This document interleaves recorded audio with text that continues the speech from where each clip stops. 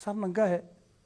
ہمیں اصل میں مولانا سر کے مسجدوں میں سر ڈھانپنے کی فکر نہیں کرنی چاہیے، ہمیں اپنے سروں کو ڈھانپنے کی فکر کرنی چاہیے. تہذیب اپنی تہذیب مسلمانوں کی، اسلام کی جو ہے وہ اس کو اپنانا چاہیے، مشرقی تہذیب ہماری نہیں ہے. میں آپ سے عرض کرتا ہوں نبی علیہ الصلوۃ والسلام، مغربی تہذیب جو ہے، نبی علیہ الصلوۃ والسلام سے بازاروں میں ننگے سر چلنا نبی علیہ السلام سے کسی روایت میں ثابت نہیں ہے، بلکہ نبی علیہ الصلوۃ والسلام تو پگڑی کے نیچے ٹوپی رکھتے تھے اور اس کے اوپر پگڑی جو ہے وہ باندھتے تھے. اتنا اہتمام تھا نبی علیہ الصلوۃ والسلام کے ہاں. بلکہ آثار میں تو اس سے بھی آگے مسئلہ ہے. امام مالک رحمۃ اللہ علیہ فرماتے ہیں کہ میرے استاد ربیعہ تھے، ربیعہ کی مجلس میں ہم 30 ساتھی ہوتے تھے اور سب کے سب پگڑی کے ساتھ ہوتے تھے، کوئی بھی برہنہ نہیں ہوتا تھا.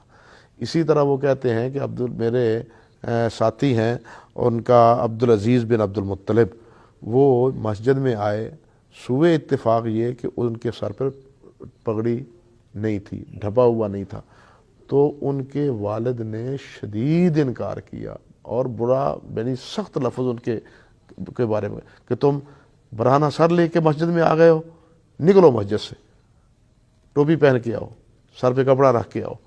یعنی ان کو ڈانٹا انہوں نے، یعنی اور پھر کہا کہ تم مسجد میں بغیر پگڑی کے آ رہے ہو.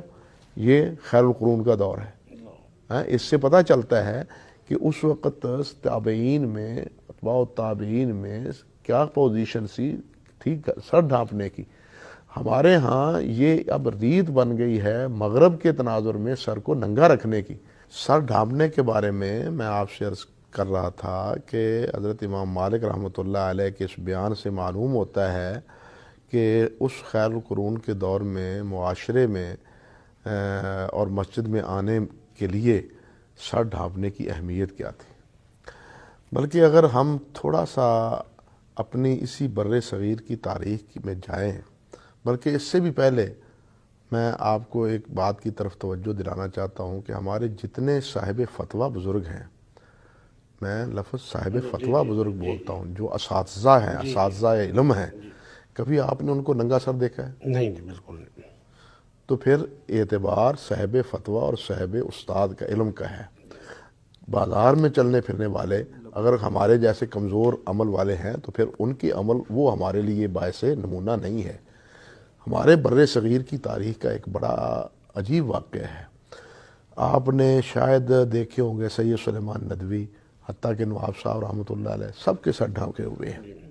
کسی کی تصویر کو آپ کے سر ننگا نہیں دیکھیں گے.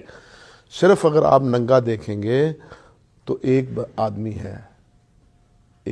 ہے مولانا عبید اللہ سندھی.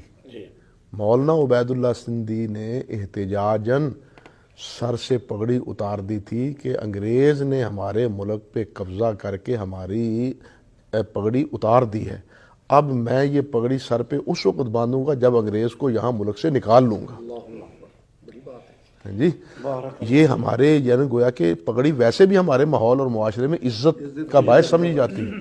لوگ کہتے ہیں یار جس نے پاؤں پہ پگڑی رکھ دی اس کے بعد پیچھے کیا رہ گیا، لیکن افسوس تو یہ ہے کہ ہم نے اپنے ہاتھوں اپنی پگڑی اتار دی ہے المیہ. اور ہم یہ کیوں کر رہے ہیں؟